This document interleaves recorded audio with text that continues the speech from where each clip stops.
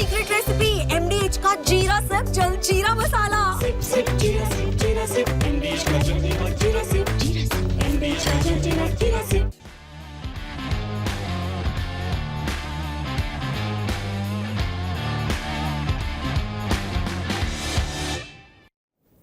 नमस्कार, स्पोर्ट्स 9 में आप सभी का स्वागत है। मैं हूं शिवेंद्र, मेरे साथ है मेरी सहयोगी अंकिता। और वो बड़ी खबर जो भारत सरकार के हवाले से आई है, जो हमारी वीडियो वॉल में है, भारत का पाकिस्तान को करारा जवाब इस लिहाज से कि एशिया कप में भारत और पाकिस्तान को खेलना है। वहां तो भारत को खेलने की हरी झंडी मिल गई है, यानी भारतीय टीम वहां पर खेलेगी, लेकिन साथ ही साथ 2-2 बिल्कुल साफ शब्दों में कह दिया गया है कि भारत और पाकिस्तान किसी भी खेल में आपस में नहीं खेलेंगे, यानी बायलैटरल नहीं खेलेंगे। और सरकारी एजेंसियों की तरफ से, सरकारी मंत्रालय की तरफ से तो यहां तक बात कही गई है कि भारत और पाकिस्तान के बीच कोई सीरीज अगर आप अमेरिका में प्लान कर रहे हैं कि वहां खिला लेते हैं, तो वो भी संभव नहीं है, क्योंकि हम पाकिस्तान के साथ किसी भी खेल में खेलेंगे ही नहीं। तो बड़ा ही करारा एक तरीके से जवाब है, बड़ा ही स्पष्ट मैसेज है। इसी पर बातचीत करेंगे, साथ ही साथ खेल प्रेमियों की उस जो सस्पेंस था कि क्या होगा 14 तारीख को, उस सस्पेंस पर से भी पर्दा हट चुका है, उस पर भी बात करेंगे। शुरुआत करते हैं इसी अपडेट के साथ। भारत पाकिस्तान मैच पर भारत सरकार का बड़ा फैसला आ गया है। एशिया कप में भारत पाकिस्तान मैच को सरकार ने मंजूरी दे दी है। एशिया कप में भारत पाकिस्तान मैच पर रोक नहीं है, यह खेल मंत्रालय की तरफ से कहा गया है, लेकिन पाकिस्तान के साथ बायलैटरल खेल संबंध नहीं रखेगा भारत, यह भी साफ शब्दों में कह दिया गया है। इससे पहले एक तरीके से यह अलिखित करार था, कहीं पर लिखा हुआ नहीं था, लेकिन इस बार स्पोर्ट्स पॉलिसी में यह साफ साफ कह दिया गया है कि सिर्फ उन टूर्नामेंट्स में भारत सरकार, खेल मंत्रालय हस्तक्षेप नहीं करेगा जो एक से ज्यादा, यानी पाकिस्तान और भारत से ज्यादा टीमें खेल रही हैं, जो मल्टीनेशनल टूर्नामेंट है। मसलन उदाहरण के लिए एशिया कप हो गया या आईसीसी की कोई ट्रॉफी हो गई जहां पर ज्यादा टीमें खेलती हैं, उनमें हस्तक्षेप नहीं करेंगे। लेकिन स्पष्ट है बिल्कुल कि जहां दो टीमों की बात आएगी, यानी भारत और पाकिस्तान के बीच अगर कोई प्रस्ताव लेकर आता है कि ठीक है भारत पाकिस्तान नहीं जाता, पाकिस्तान भारत नहीं आता, इसलिए हम ऐसा करते हैं अमेरिका में एक सीरीज करा लेते हैं, उस पर साफ तौर पर मनाही है। ऐसी कोई सीरीज नहीं खेली जाएगी, कहीं पर भी दुनिया में नहीं खेली जाएगी जिसमें भारत पाकिस्तान की बात हो रही हो। चलिए खैर पहले बात कर लेते हैं, पॉजिटिव से शुरू करते हैं अंकिता। सबसे पहले तो उन खेल प्रेमियों के लिए एक तरीके से थोड़ा सा सस्पेंस हट गया है, उनको क्लैरिटी मिल गई है, खिलाड़ियों को भी क्लैरिटी मिल गई है कि हाँ अब 14 तारीख को जो एशिया कप के मैच पे सस्पेंस था, वो सस्पेंस पूरी तरह से हट चुका है। भारत और पाकिस्तान का महामुकाबला, एक हाई वोल्टेज मैच 14 तारीख को, मतलब बस कुछ ही घंटों दूर। बिल्कुल, और ये चीज़ें भी कहीं ना कहीं आपके दिमाग में होती है, खेला जाएगा नहीं खेला जाएगा, लेकिन एक जब स्पष्ट एक तरीके से बयान सामने आता है तो आप एक तरीके से माइंड मेकअप कर लेते हैं और फिर आप उस तरीके से प्रदर्शन भी करते हैं। और ये एक दो टूक जो बयान है, जो जवाब है पाकिस्तान को मिला है कि ना हम पाकिस्तान जाएंगे, ना पाकिस्तान की टीम यहाँ पर आएगी। बिल्कुल एक टूक जवाब जो है वो दो टूक तरीके से जवाब जो है वो पाकिस्तान को दिया है। यहाँ पर खेल मंत्रालय ने भारत सरकार की ओर से जो है वो हरी झंडी एशिया कप को दे दी गई है। एशिया कप बिल्कुल सही तरीके से खेला जाएगा और मल्टीनेशनल जो टूर्नामेंट्स होते हैं वहाँ पर आप खेल सकते हैं, लेकिन जैसे हमने कहा कि बायलैटरल सीरीज वगैरह हो गई, वहाँ पर आप नहीं खेल पाएंगे। और ये पहले से भी कंफर्म था, लेकिन एक तरीके से जब बयान, जब स्टेटमेंट सामने आ जाता है तो बातें और भी पुख्ता हो जाती है, बातें और भी ज़्यादा सटीक हो जाती हैं। और यही सारी चीज़ें जो है वो एक क्रिकेट फैंस के लिए भी अच्छी एक तरीके से राहत भरी खबर है, क्योंकि कहीं ना कहीं बातें आ रही थी कि भाई नहीं होना चाहिए, क्या 14 तारीख को मैच खेला जाएगा, 14 सितंबर को क्या भारत पाकिस्तान के बीच में मैच खेला जाएगा। तो बिल्कुल एक कहते हैं ना कि क्लियर कट यहाँ पर दे दिया है कि जो मल्टीनेशनल टूर्नामेंट्स होते हैं वहाँ पर आप मतलब इंडिया वर्सेस पाकिस्तान का मैच हो सकता है।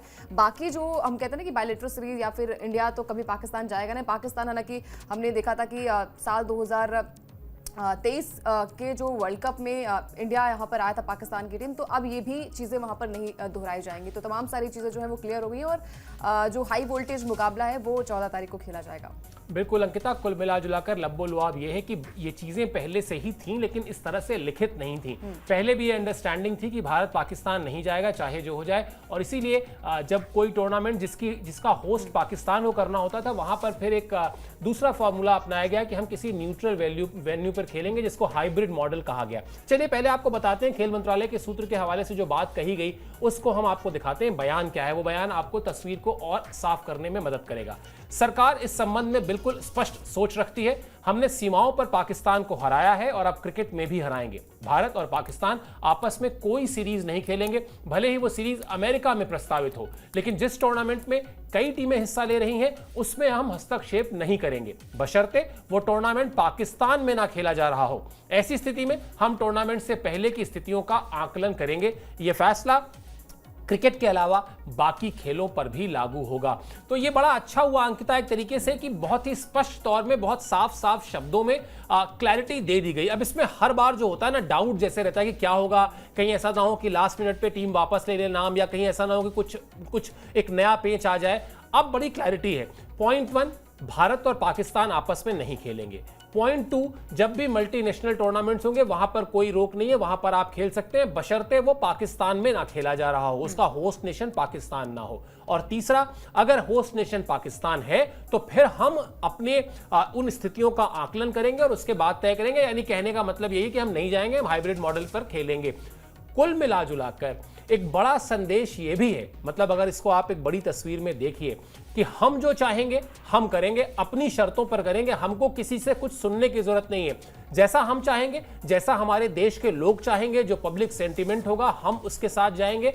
और हम वो जो एक कड़ा मैसेज है कि जब तक आप हमारे देश में आतंकवाद को बढ़ावा दे रहे हैं अपनी जमीन से, उस पर आप रोक नहीं लगाएंगे, तब तक आपको हम ऐसे ही जहां तक ढकेल सकते होंगे वहां ढकेलेंगे। बिल्कुल। और देखिए, चैंपियंस ट्रॉफी की भी मेज़बानी यहाँ पर पाकिस्तान को मिली थी और भारतीय यहाँ पर खेल मंत्रालय की तरफ से, भारत सरकार की तरफ से, बीसीसीआई की तरफ से साफ तौर पर कह दिया गया था कि भाई हम पाकिस्तान नहीं जाएंगे। और पाकिस्तान की टीम जो है वो लगातार ये कोशिश कर रही थी कि भारतीय टीम जो है वो पाकिस्तान की सरजमी पर आए। हालांकि फिर बाद में ये मैच जो है वो हाइब्रिड मॉडल में यूएई में खेला गया और तमाम सारी चीज़ें, इससे पहले भी जो एशिया कप 2023 वाला खेला गया था वो भी हाइब्रिड मॉडल में ही खेला गया था। तो आप कितनी भी ज़्यादा कोशिश कर लीजिए, लेकिन भारतीय सरकार का या फिर बीसीसीआई का जो क्लियर कट आपको जवाब है सिर्फ यही है कि हम आपके देश, आपके वतन कभी नहीं आएंगे। आप सबसे पहले वहां से अपने आतंकवाद को दूर करिए, आतंकवाद को हटाइए, आतंकवाद का खात्मा करिए, उसके बाद ही जो संबंध है वो थोड़े से अच्छे हो सकते हैं। लेकिन अच्छी खबर यह है कि क्लियर कट जो है वो सबसे ज़्यादा चिंता तब होती है जब आप एक तरीके से कोई बयान नहीं आता, कोई लिखित बयान जब सामने आ जाता है तो तमाम सारी चीज़ें जो है वो क्लियर हो जाती है। और क्लियर कट जो है वो जवाब जो है वो बीसीसीआई की तरफ से, खेल मंत्रालय की तरफ से और भारत सरकार की तरफ से जो है वो क्लियर जवाब दे दिया गया है। और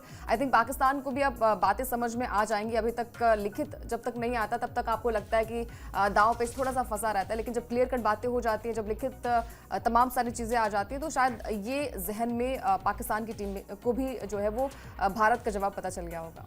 बिल्कुल पता चल गया होगा। और मुझे बार बार जब भारत और पाकिस्तान की बात आती है तो रमीज़ राजा का वो स्टेटमेंट याद आता है जो उन्होंने पीसीबी के दफ्तर में, यानी पाकिस्तान क्रिकेट बोर्ड के दफ्तर में, बोर्ड रूम में बैठकर कहा था कि अगर बीसीसीआई चाह ले तो पाकिस्तान में क्रिकेट जो है उसका खात्मा हो जाएगा। मतलब इतनी ताकत है बीसीसीआई के पास, वर्ल्ड क्रिकेट को इतना गवर्न करती है, कंट्रोल करती है बीसीसीआई। लेकिन हाँ, ये भी सच है कि भारतीय क्रिकेट कंट्रोल बोर्ड ने कभी इस तरह की नीयत से काम नहीं किया कि पाकिस्तान को कोई नुकसान पहुंचाना है। जो क्लैरिटी है मैसेज में वो बड़ा क्लियर है, नहीं जाएंगे तो नहीं जाएंगे। और उसके पीछे की वजह जो है अंकिता ने भी बताई या मैंने भी बताई कि वहां से जिस तरह से आतंकवाद को प्रायोजित किया जाता है। चलिए अब एशिया कप की तरफ बढ़ लेते हैं, एशिया कप की बात कर लेते हैं। 14 सितंबर को मुकाबला होना है भारत पाकिस्तान का, वो हाई वोल्टेज मुकाबला। आप अपडेट दिखा दीजिए। एशिया कप यूएई में खेला जा रहा है और भारत पाकिस्तान समेत 8 टीमें हिस्सा ले रही हैं। यानी जो हमने शुरुआत में बताया था कि जो मल्टी नेशन टूर्नामेंट होगा जहां पर इन 2 टीमों के अलावा भी टीमें हिस्सा ले रही होंगी, वहां पर मंत्रालय हस्तक्षेप नहीं करेगा। तो एशिया कप के लिए जो हरी झंडी मिली है उसका आधार यही नियम है या यही विचार है कि हाँ चलिए आप आपस में नहीं खेलेंगे लेकिन मल्टी नेशन में आपको हरी झंडी मिल जाएगी। T20 फॉर्मेट में खेला जा रहा है और भारत पाकिस्तान मैच का विरोध भी हो रहा था क्योंकि आप जानते हैं इससे पहले जो WCL था उसमें भारतीय टीम ने, हालांकि वो रिटायर्ड प्लेयर्स की लीग थी, लेकिन वहां पर भी सुरेश रैना, हरभजन सिंह जैसे बड़े नाम थे भारत की तरफ से। अगर देखा जाए तो युवराज सिंह थे और लीग मैच में भी, और उसके बाद सेमीफाइनल में भारत ने मना कर दिया था कि हम पाकिस्तान के साथ नहीं खेलेंगे। इसके बाद से ही ये एक नैरेटिव सेट हुआ, ये विरोध की बात शुरू हुई। कई खिलाड़ियों ने, यहां तक कि हरभजन सिंह ने भी कहा कि नहीं हमें नहीं खेलना चाहिए, खून और पानी एक साथ साथ नहीं बह सकते हैं, इस तरह की बातें भी कही गई थी। लेकिन अब सरकार ने अपनी स्थिति स्पष्ट कर दी है,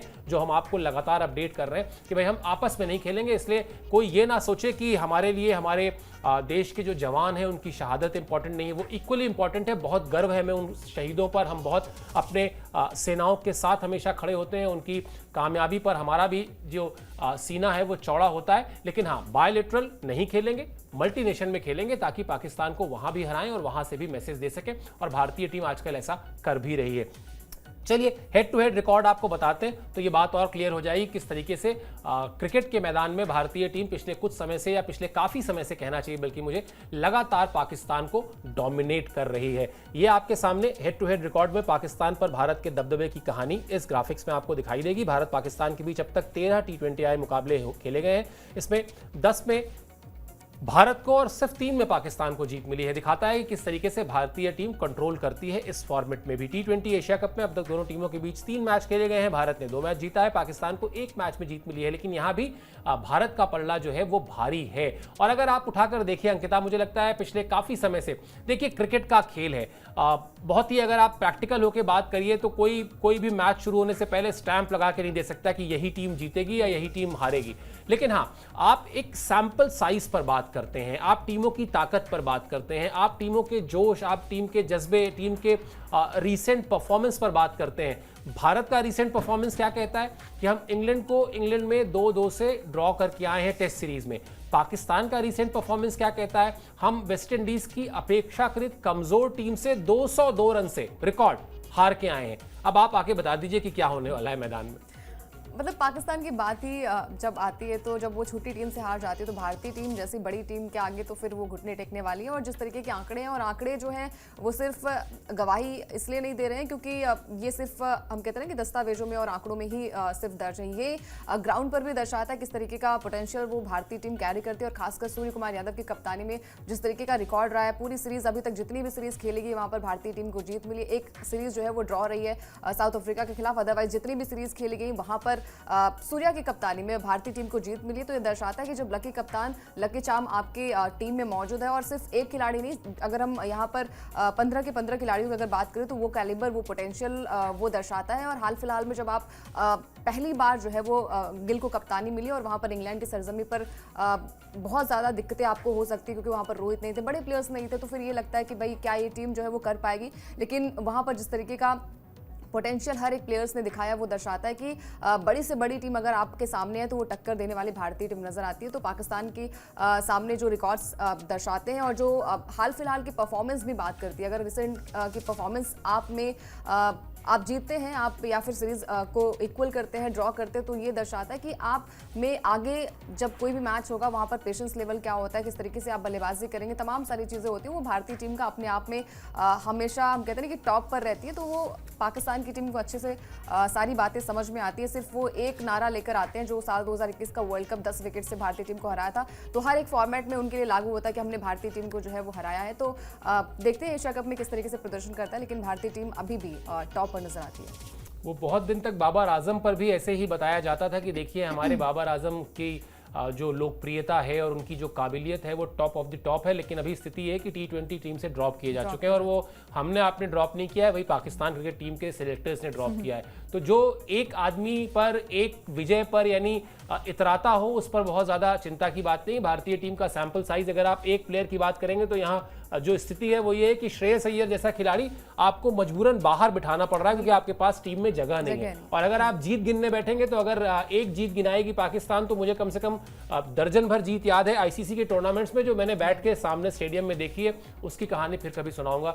फिर उसके अलावा वो 2004 के जिस स्टोर का मैं जिक्र कर रहा था उसमें जिस तरह से भारत ने हराया था पाकिस्तान को उसी के घर में, या टेस्ट सीरीज में, वनडे सीरीज में, बड़ी लंबी फेहरिस्त है, उस पर चर्चा फिर कभी करेंगे। फिलहाल चर्चा चूंकि एशिया कप की हो रही है तो आपको एशिया कप के हवाले से यही बता देते हैं कि जो पूर्व क्रिकेटर्स हैं वो अक्सर अपनी टीम में बनाया करते हैं, उनको भी लगता है कि हाँ अपना एक कॉन्ट्रीब्यूशन दें कि भाई मेरे हिसाब से प्लेइंग 11 क्या होनी चाहिए या टीम का स्क्वाड कैसा होना चाहिए। अजिंक्य रहाणे भारतीय क्रिकेट के दिग्गज नामों में शुमार हैं, उन्होंने भी अपनी टीम का ऐलान किया है। बताइए भाई जरा अपडेट दिखाइए। उनके प्लेइंग 11 में संजू सैमसन और रिंकू सिंह को शामिल नहीं किया गया है। ये इंपॉर्टेंट बात है क्योंकि संजू सैमसन जैसे ही शुभमन गिल टीम में आए ये बात आने लगी कि अब संजू सैमसन के लिए प्लेइंग 11 में जगह बनाना मुश्किल होगा। हालांकि गावस्कर साहब ने एक फॉर्मूला दिया, वो फॉर्मूला भी हमने उस पर भी शो किया था जो आप हमारे स्पोर्ट्स लाइन पर जाकर देख सकते हैं। उसमें हमने गावस्कर के हवाले से उस फॉर्मूले पर भी बात की है कि किस तरह से संजू सैमसन को प्लेइंग 11 में बनाए रखा जा सकता है।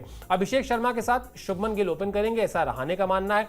रहाणे चाहते हैं कि बुमराह और अर्शदीप नई गेंद से शुरुआत करें, बिल्कुल ऐसा ही होगा। और वरुण या हर्षित में से किसको प्लेइंग 11 में खिलाया जाए, इसका फैसला जो है वो उन्होंने सजेस्ट किया है कि आप पिच देखिए और पिच देखने के बाद तय करिए कि आपको वरुण चक्रवर्ती के साथ जाना है या हर्षित राणा के साथ जाना है। हालांकि इसमें अगर मैं अपनी राय रखूं तो मुझे लगता है भारतीय टीम बिल्कुल क्लियर थॉट है उनका कि उनको वरुण चक्रवर्ती तो प्लेइंग 11 में चाहिए ही चाहिए, उसके अलावा बाकी सारी चीजें बाद में देखी जाएंगी। चलिए आपको फटाफट वो प्लेइंग 11 दिखा देते हैं अजिंक्य रहाणे की, और उस पर भी फिर बातचीत करेंगे अंकिता से कि उनको क्या लग रहा है, किस तरह की टीम है। शुभमन गिल, अभिषेक शर्मा, तिलक वर्मा, सूर्य कुमार यादव, हार्दिक पांड्या, जितेश शर्मा, अक्षर पटेल, जसप्रीत बुमराह, अर्शदीप सिंह, कुलदीप यादव, और उसके बाद वरुण चक्रवर्ती या हर्षित राणा। मुझे लगता है इसमें 2 पॉइंट्स इंपॉर्टेंट हैं। एक तो संजू सैमसन का हम लोग बात कर ही रहे थे अंकिता कि जब आपने अगर उनको ओपनिंग से हटा दिया तो फिर क्या दिक्कत होती है कि नंबर 3 के लिए तो आपके पास तिलक वर्मा है ही, और तिलक वर्मा ने तो जाकर सूर्य कुमार यादव से कहा था कि मुझे वो पोजीशन दे दीजिए। वहां पे वो लगातार बैक टू बैक सेंचुरीज कर चुके हैं। उसके बाद नंबर 4 पर आपके कप्तान है, कप्तान अपनी जगह छोड़ दे वो भी नहीं समझ में आता। और फिर क्या होता है कि इसके बाद आपको जिस तरह के बल्लेबाज चाहिए वो बल्लेबाज उस तरह के चाहिए जो आपको हर बॉल पर शॉट मार कर दे, यानी जितेश शर्मा वहां पर आपको संजू सैमसन पर अपना दावा ज्यादा मजबूती से ठोक सकते हैं। लेकिन हम लोग बात करते हैं हर्षित राणा और वरुण चक्रवर्ती में। मुझे लगता है संभवतः वरुण चक्रवर्ती की जगह को लेकर बड़ा क्लैरिटी है, क्योंकि हर तरह का फायदा है उनकी परफॉर्मेंस, उसके साथ कप्तान की बैकिंग, कोच की बैकिंग। मुझे लगता है शायद वरुण चक्रवर्ती बड़ी क्लियर कट प्लेइंग 11 में जगह बना लेंगे। बिल्कुल, और देखिए यूए की सरजमी पर उनके रिकॉर्ड्स भी अच्छे हैं और हाल फिलहाल का प्रदर्शन भी उनका काफ़ी अच्छा है। हालांकि T20 फॉर्मेट में हर्षित ने भी कमाल का प्रदर्शन किया, लेकिन जब बात आती है एक्सपीरियंस की और सीनियर प्लेयर की और खासकर कंडीशंस की, आप किस तरीके से वहाँ पर गेंदबाजी करते हो, तो वहाँ पर वरुण चक्रवर्ती नो डाउट बहुत ही अच्छा परफॉर्मेंस कर सकते हैं और उन्होंने वो करके दिखाया। चैंपियंस ट्रॉफी में जब उन्हें मौका मिला, 3 मुकाबलों में उन्हें मौका मिला, और सबसे ज़्यादा अच्छी बात है कि फाइनल मुकाबला जो कि बहुत ज़्यादा मतलब प्रेशर काफ़ी रहता है कि आप किस तरीके से वहाँ पर गेंदबाजी करेंगे, बल्लेबाजी करेंगे, वहाँ पर 5 विकेट हॉल लेना, 5 विकेट चटकाना, वो अपने आप में बहुत बड़ी बात होती है। और 3 साल के बाद कमबैक करना और अचानक से बहुत सारे फैसले लिए जाते हैं कि भाई यहाँ से अगर टीम में वो शामिल होते तो किस तरीके से प्रदर्शन वो करते हैं, और तमाम सारी चीज़ें हैं। तो क्लियर कट है कि भाई वरुण चक्रवर्ती को तो मतलब अगर आप स्क्वाड में लेते हैं, अगर प्लेइंग 11 में नहीं लेंगे तो उनके साथ जो है वो नाइंसाफी होती नजर आएगी।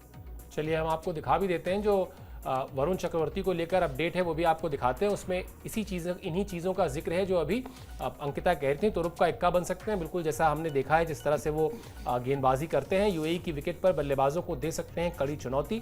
ये भी एकदम हमने देखा उनको जिस तरीके से उन्होंने वापसी के बाद 12 T20 आई मैचेस में, यानी T20 इंटरनेशनल मैचेस में 31 विकेट लिए हैं। इसके अलावा 2 बार 5 विकेट भी लिए हैं। और चैंपियंस ट्रॉफी में वरुण चक्रवर्ती ने भारतीय टीम की जीत में बड़ा योगदान दिया था। इसीलिए उनकी जो जगह है, जो मैंने कहा पहले भी कि उनकी जगह प्लेइंग 11 में बिल्कुल साफ नजर आती है। हाँ, अगर मुझे लगता है अगर ये जो चॉइस रखी है अजिंक्य रहाणे ने, उसमें अगर मुझे कुछ ऐड करना हो तो मैं ये ऐड करूंगा कि कुलदीप यादव ऑब्लिक हर्षित राणा होगा। वो अगर पिच स्पिनर के लिए मददगार होगी तो वहां कुलदीप यादव जाएंगे टीम में प्लेइंग 11 में, और अगर फास्ट बॉलर के लिए होगी तो हर्षित राणा जाएंगे।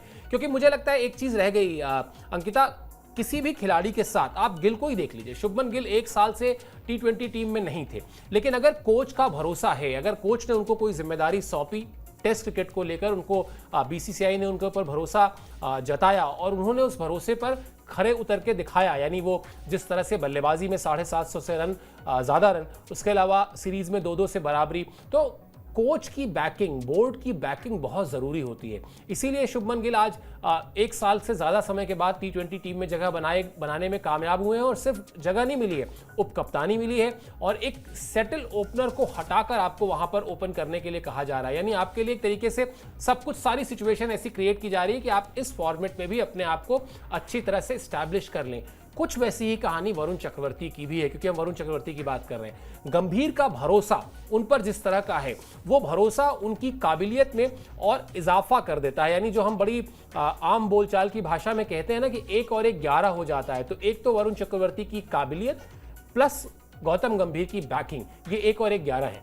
बिल्कुल, और ये दर्शाता है कि आप में वो पोटेंशियल है, आप वो कर सकते हैं। और ये तमाम सारी चीज़ें जो है वो वरुण ने किया भी है। जैसे ही उन्हें मौका मिला, उस मौके का बखूबी फ़ायदा उठाया। और आपके लिए एक मौका ही बहुत ज़्यादा इंपॉर्टेंट होता है। आप अगर लगातार आपको मौके मिलते तो उस मौके को अगर आप नहीं बुना पाते तो डेफिनेटली आपको फिर अगले मैच से ड्रॉ भी किया जा सकता है। तो वो सारी चीज़ें जो है वो हर एक मुकाबले में वरुण चक्रवर्ती का जो गेंदबाजी करने का एक अलग तरीका होता है। और जिस तरीके की वो गेंदबाजी करते हैं ना, तो वहाँ से विकेट्स भी मिलते हैं। हमने देखा भी है कि जहाँ पर बहुत मैच फंसा हुआ होता था, चाहे वो इंग्लैंड सीरीज़ की बात हो या फिर साउथ अफ्रीका के साथ जो मैच हुआ था, वहाँ पर भी हमने देखा था जिस तरीके से प्रदर्शन यहाँ पर वरुण का था वो काबिले तारीफ था। और हर एक मुकाबले में, चाहे वो IPL की बात कर लीजिए, चाहे वो जब उन्हें T20 इंटरनेशनल में मौका मिला या फिर जब चैंपियंस ट्रॉफी में मौका मिला, तो तमाम हर जगह उन्होंने अपने आप में अपने गेंदबाजी के वेरिएशन में जिस तरीके से गेंदबाजी की वो कमाल की थी। तो ये सारी चीज़ें जो है उनके फेवर में है। और बैक करना बहुत ही ज़्यादा खिलाड़ी के लिए एक प्रोत्साहित करने वाला कहते हैं ना कि डिसीजन होता है कि आप एक तरीके से बहुत ज़्यादा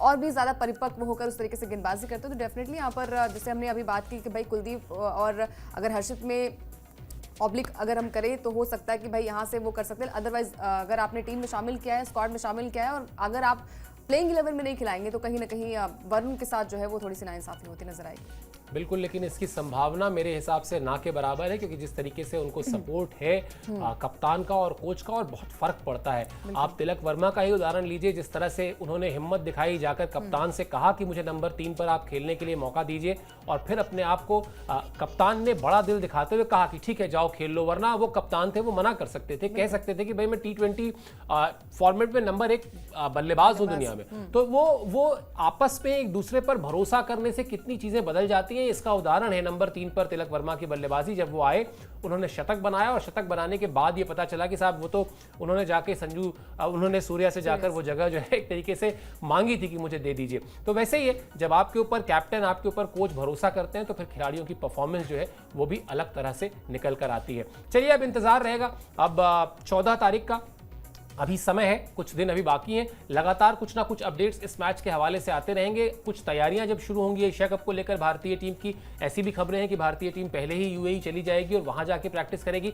इस तरह के जितने भी अपडेट होंगे वो हम आप तक सबसे पहले पहुंचाएंगे। आपको सिर्फ स्पोर्ट्स 9 को सब्सक्राइब कर लेना है। आपने जो प्यार दिया है उसके लिए बहुत बहुत धन्यवाद। लेकिन आप सब्सक्राइब करेंगे तो उससे हमारा हौसला भी बढ़ता है और बेहतर काम करने के लिए। आप अभी इस शो पर हमारे साथ जुड़े, इसके लिए मेरी तरफ से, अंकिता की तरफ से बहुत बहुत शुक्रिया, बहुत बहुत आभार।